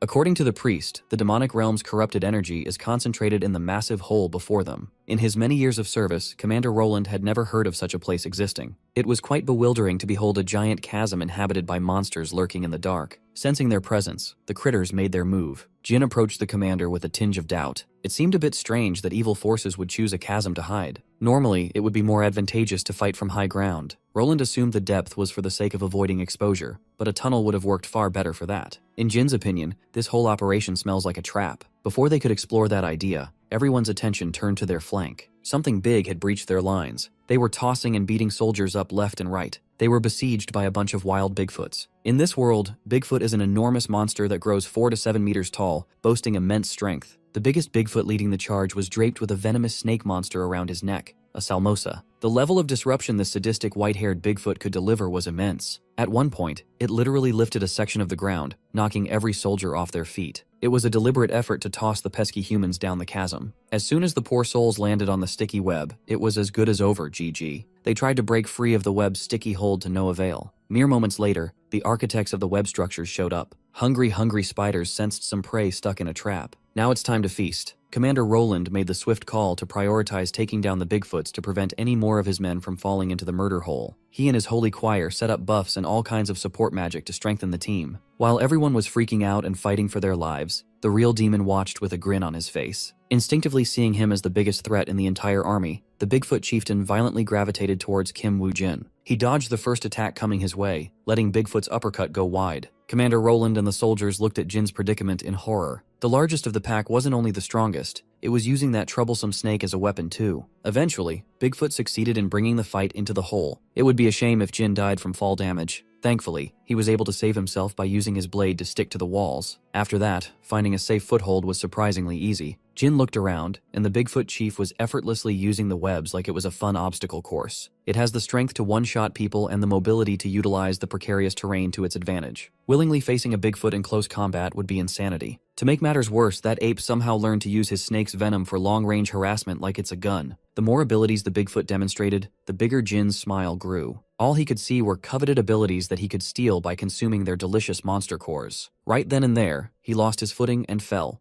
only to be caught by one of the many winding webs. Before Bigfoot could catch up again, he cut himself free from the sticky situation and dove deeper below. The beast showed how agile it can be, yet Jin was toying with it without a proper foothold. Normally, when two monsters join forces to fight, their strength doesn't just add up, it multiplies. But in Jin's eyes, those kinds of monsters share a common weakness. Just as it's tricky for the opponent to face two monsters at once, it's equally difficult for monsters to treat two separate bodies as one. He's got the Bigfoot chief right where he wanted that brute to be. When exposed to danger, a wild monster will eventually rely on pure instinct. That's when they become terribly predictable. Bigfoot tried to crush him with another missed fist, opening an opportunity to counter. Instead of going after the big bad ape, Jin beheaded the Salmosa snake first. The venom launcher didn't know what hit it. Seeing his comrade's head separated from its body, Bigfoot groaned in distress. It was pretty much over at that point. Jin just demonstrated how to effectively hunt two synergistic monsters at once. With its overall combat prowess diminished, the Bigfoot was slain handily, its head cut off to match the snake's bloody end. The Bigfoot chief's body made an explosive thud as it fell to the bottom of the chasm. After beating the Sekiro boss, Jin Aura farmed for a second even though no one was watching. Overall, it was a pretty decent fight for a gatekeeper. Suddenly, the snake's essence mysteriously wafted to his position. The peculiar essence was clearly emanating from the monster's exposed core. It was a strange feeling, but not odd enough to stress over. For Jin, the hunt always ends with the prey's monster core in his hand. Without hesitation, he munched on that snake ball like he did countless times before. Surprisingly, ingesting the whole core in just a few bites led to him bleeding from his orifices. Once that reaction subsided, he was granted one of Salmosa's abilities. Was the peculiar essence he felt connected to distinguishing which cores offer inheritance. He has devoured so many of them that it won't be strange to get all sorts of crazy abilities. The snake's inheritance alone would be a fine addition to his arsenal. Jin was very excited to take a look at what kind of ability he had gained, but he might have to test whatever it is in a real fight, real soon. A raging ball of fire lit up the bottom of the chasm as it traveled from one of the many caverns below. Jin saw the ball of flame heading straight for his ass and reacted accordingly. The one who cast the spell reveled at the sight of the beautiful explosion. The youngest member of the Dark Priests has shown himself. Assuming that Jin was vaporized by the blast, he laughed at Jin for acting so relaxed in enemy territory. His laugh quickly halted when he heard someone clicking his tongue in frustration. From the flames, a man emerged unharmed. His clothes were burned off, but his unnaturally durable, scaly skin remained untouched. Jin was rather upset about getting this new defensive ability instead of a venom launcher. He was more bothered by it than the flame that tried to burn him to a crisp. Once he finally paid attention to his surroundings, he noticed the loser responsible for burning his clothes. He quickly got over not getting the ability he wanted. The tough skin already saved his ass after all. It seems pretty useful. It is certainly an ability worth further investigation, but he would prefer not to test the armor against a direct hit again. Jin picked up his sword and physically cut through another flaming mass of mana. This time he set his sights on the loser trying to ruin his day. The fight isn't over yet. Witch Hat Crackhead couldn't believe that some random topless bum blocked his attack twice. He's heard about Jin before. The Dark Priests labeled him a crazy bastard who hangs around humans while openly gorging on monster cores. To match Jin's freak, he tapped into the power that made Dark Priests so powerful. He is going all out by unleashing the spider legs attached to his spine, Spider-Man style. Instead of spamming fireballs all day, he took on Jin in close combat. On paper, it was an unfair fight. It was one dude with a sword versus a man with 8 extra limbs made for killing. After the first exchange that forced Jin to back away, he re-evaluated his opponent. This was his first time encountering another person using a monster's inheritance freely. If this man were the same as him, then he might have gotten those deadly attachments by consuming a spider monster's core. Witch Hat has been waiting to face Jin since he heard about him. He's so thankful he could cry. Apparently, his abilities extended to controlling the spider monster population residing in the accursed hole. This certainly complicates things for Jin. The critters maintained a safe distance from their target, letting their long-range attack do the work. Some spiders can spit fire and some can spit poison gas. Combined, the fire and poison concoction was an attack he could not simply ignore. The firepower was intense, and its effects would be harshly lethal for any other fighter. Unable to contain the barrage any longer, Jin was consumed by the stink fire. The explosion it produced reached all the way up to the surface, alerting Commander Roland. Despite tanking a finishing move with nowhere to run, Jin survived through grit and excellent defense. Witch Hat Crackhead was fascinated by the fact that he survived. He's never met a human who could withstand his perfectly orchestrated direct hit before. At this point, it would be a stretch to call Jin human. His Salmosa armor was cracked in many places, but the flesh below only suffered minor burns. Admittedly, he was caught off guard by how potent the combination of poison gas and fire was. As expected, Dark Priests aren't to be underestimated. After softening him up with stink and heat, Witch Hat threw himself at Jin. Using his sharp spider legs as retractable weapons, he engaged the barely recovered enemy. Based on the crazed smile on his face, it looked like he was having the time of his life. He's been itching to test out his close combat prowess against someone who could pose a real challenge. The spider's legs gave him an unfair advantage over a single sword.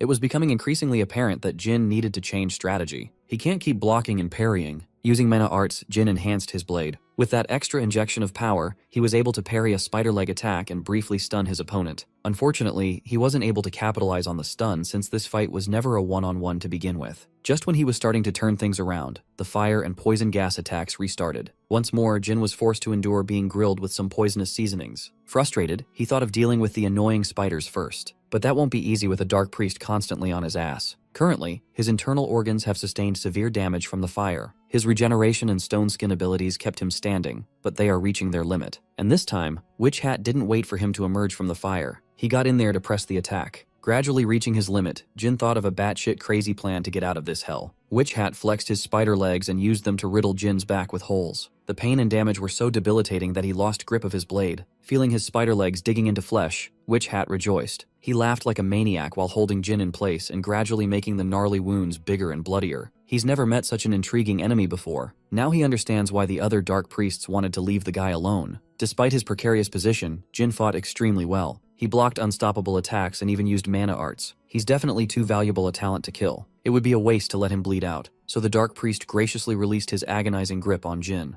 Instead of fighting each other to the death, Witch Hat wanted to offer him a very special offer. All Jin has to do is join the Dark Priests, and his life will be spared. Hearing that while slowly bleeding to death made him scoff. Witch Hat insists his offer wasn't too bad. At the end of the day, he believes that people who inherited skills are special. Those ordinary humans with nothing special going for them are the ones trying to forbid the power of inheritance. They will try to kill anyone they suspect of being a Dark Priest. Witch Hat assured Jin that there will come a time when he won't be treated any differently than someone on the dark side. Up to this point, he's just lucky to be hanging out with the relatively chill Order Alliance. When the wrong people learn of his ability to use monster cores, they will no longer see him as human. So, Witch Hat is extending a hand to a fellow freak. Take it, and he can join forces with the same people in the same situation. Not only that, but he's also guaranteed to grow stronger and obtain greater power. Jin just silently listened to the freak yapping and recruitment attempt. He cursed under his breath. If there's one thing he hates, it would be clowns who love talking too much. His pure hatred for yappers awakened a demon eager to teach Spider Freak a lesson. If possible, Jin didn't really want to use one of his hidden cards. But given his current situation, he was left with no choice but to do so. His eyes turned crimson, kicking off a transformation. Malnourished Spider-Man felt something shift in the air as if some dreadful boss music just started playing. Jin remained seated, but the ominous aura emanating from his body made him unapproachable. Gradually, Spider Freak felt a real threat to his life encroaching. Jin shed his scaly stone skin for better armor. An unknown material spread across his entire body while the sinister aura intensified. Facing the Dark Priest who pushed him to get serious, Jin had one scathing question to ask. How could a wolf ever serve a dog? Spider Freak was tweaking. Who would have thought that the guy who's been eating monster cores religiously was hiding his power the whole time? In a panic, he turned to his children, the spiders, to turn Jin into ashes. Jin responded by bringing down the Hammer of God, Heavenly Punishment. Black streaks of concentrated mana crowded Spider Freak. While he was busy saving himself, the spiders posted up on the walls were systematically slaughtered one by one. The final black streak, stronger than the previous ones, crushed the Dark Priest by sheer force. He's now realizing how vast the power gap between them truly is. He doesn't even want to imagine what kind of monster core one must eat to get this kind of destructive power. It was as though fate itself was dancing in the palm of his hand. Spider Freak struggled and fought to break free from the crushing pressure. He succeeded after spending everything in his tank to liberate himself. Now, every cell in his body was screaming at him to get the fuck out, run and never turn back. Jin seemingly read his mind and, in the blink of an eye, disappeared and reappeared behind his prey. Spider Freak wanted so badly to run away, but Jin grabbed hold of his spider legs from the back. As if he were cracking a perfectly cooked crab dinner, Jin tore Spider Freak's legs one by one. With inhuman force, he made that loser feel every bit of pain with every single pull. The severed spider legs bled as the Dark Priest kneeled in defeat. His adrenaline kicked in, giving him just enough energy to try one more escape attempt. The arrogant loser trying to recruit Jin was gone. In his place was a pathetic bug who would say anything to be spared. He asserted that bros who eat monster cores should stick together in this cruel world. They could build something far more mutually beneficial if given the chance. But there's only one kind of help he could offer Jin. He could start bargaining for his life in exchange for information on other Dark Priests. Spider Freak snapped at him for being a hypocrite. They use the same power, yet he's working and siding with the humans who would abandon him the first chance they get. Jin didn't want to talk about his philosophy. He just wanted answers to his very simple request. Seeing that this incomprehensible entity would actually kill him if he didn't cooperate, Spider Freak showed willingness to snitch on his team. But it was too late. Jin deemed him far too much of a hassle to deal with. He already gave the loser one chance to save his ass, but he didn't take it in time. As a result, Jin overloaded his very being with vicious mana. Spider Freak's last words before he was deleted were a pathetic curse directed at his killer. Heavenly Punishment lived up to its name. Jin erased that bug from existence without leaving a body. With the threat neutralized, he gradually deactivated the mysterious monster form. Before he could shed the gray scales completely, blood oozed out of his holes. He casually wiped the bloody leak from his nose, mouth, eyes, and ears. When the accumulated damage from the battle caught up to him, Jin's body shut down. He collapsed at the bottom of the chasm. The exhaustion was unreal. He lost a lot of blood. This is precisely why he wanted to avoid using that particular form if possible. He only used it for a moment, yet the toll it took on his body was debilitating. His eyelids were fried. He knew that once they closed, waking up would be an uncertainty. Thankfully, Commander Roland and some of his most trusted men reached the bottom of the chasm just in time for a rescue. Jin thanked his lucky stars for their timely arrival. It looks like everything worked out in the end. Roland ordered his men to bring a stretcher so they could carry Jin up for the medical attention he needed. The commander looked around the aftermath of the battle, and he couldn't even picture in his head what had happened in this dark corner. Once the mission was wrapped up,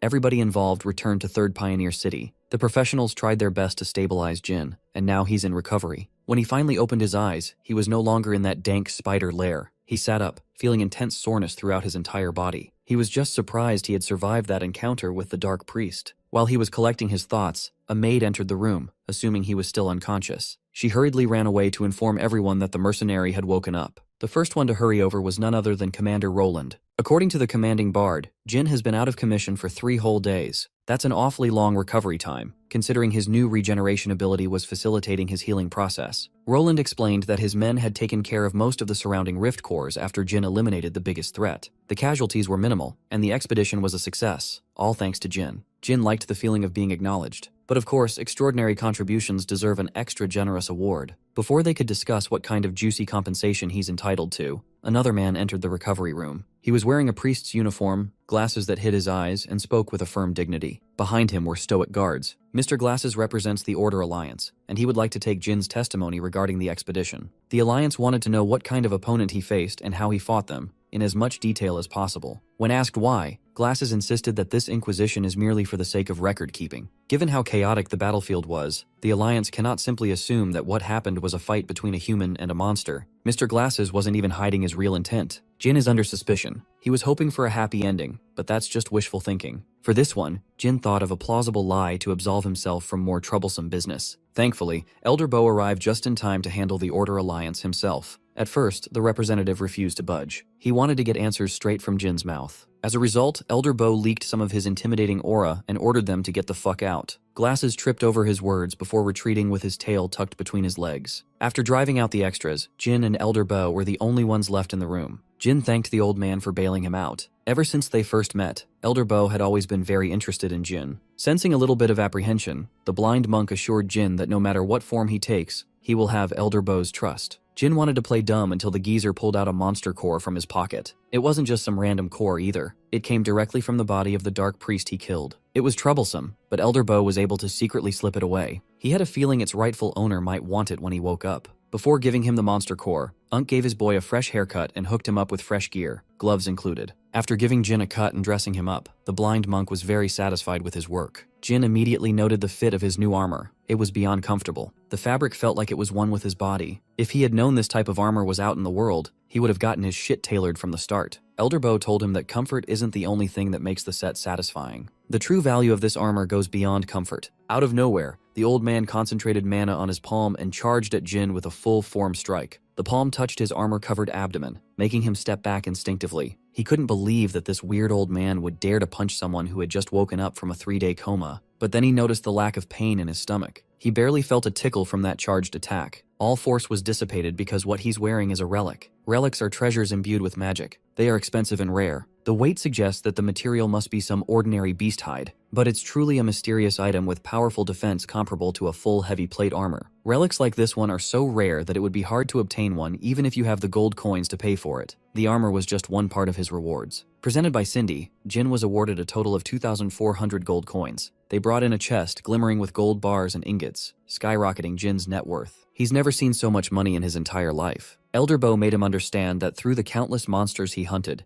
the expedition succeeded. His contributions to the people are far from ordinary, and they entitle him to equivalent rewards. Of course, Cindy added a little extra straight out of her pocket. Jin doesn't mind getting filthy rich off one job. Even so, he wasn't used to being treated so well. In life, he came to learn that excessive kindness can be suspicious. Even though these two know about his habit of consuming monster cores, they continue to support him. Elder Bo laughed. Even when he treats the kid well, he still gets grief in return. 3 days after the expedition, the entire chasm was cordoned off, and guards were assigned to monitor the area around the clock. The night shift guards were feeling lazy and sleepy on the job. Not a good look at all. While they were arguing over whether something was moving in the bushes, it happened. A long metal chain wrapped around the guard's neck. It tightened and squeezed hard, suffocating the patrolman. He was yanked away with enough force to detach the head from the neck. An ambush ensued. A laughing maniac who loves the smell of blood under the moonlight cackled. The other patrolman tried to act tough and confront the intruder, but stumbled over his words, petrified. This time, the lunatic used the steel ball at the end of his chain to crush the poor patrolman's skull. With the watchdogs out of the way, the rest of his coven showed up. The dark priests have returned to their compromised hideout. Included in the group was the witch nun. She was lamenting the defeat of one of their own by such incompetent fools. Their youngest, Enoch, was supposed to win, but it turned out that he's complete trash. Witch nun won't waste tears on weaklings. The lunatic who cleared out the guards estimated that they were stronger than low-level knights at least. The masked priest couldn't give less of a damn about Enoch. He somewhat expected that spider bastard to lose anyway. Despite the setback, they're still within the plan's range. Tonight, they return to their former hideout to get the agenda moving. With a touch of his hand, the masked priest triggered some sort of formation from an inconspicuous cliff face. Ancient runes appeared before them, winding and twisting. Once the formation was complete, it revealed an esoteric symbol, incomprehensible and divine. The cliff face slowly opened, exposing a hidden entrance hiding in plain sight. Tonight's meeting will kickstart the plan to eradicate every filthy human in existence. Behind the hidden entrance, horrors beyond human comprehension reside. An endless supply of human test subjects was strapped to stone altars, ready to be used as guinea pigs. Back in Third Pioneer City, Elder Bo was still hanging out with Jin at midnight. Cindy was there too, just sipping on her tea. Elder Bo knows he's in no position to reprimand Jin. All he can do is ask for a favor instead. He pleaded with Jin to use his formidable power for the sake of humanity at all costs. Jin thought that if anyone found out about his secret eating habits, he would be hunted and tortured. But he was wrong. Elder Bo was different. The geezer sees his power to help humanity instead of the opposite.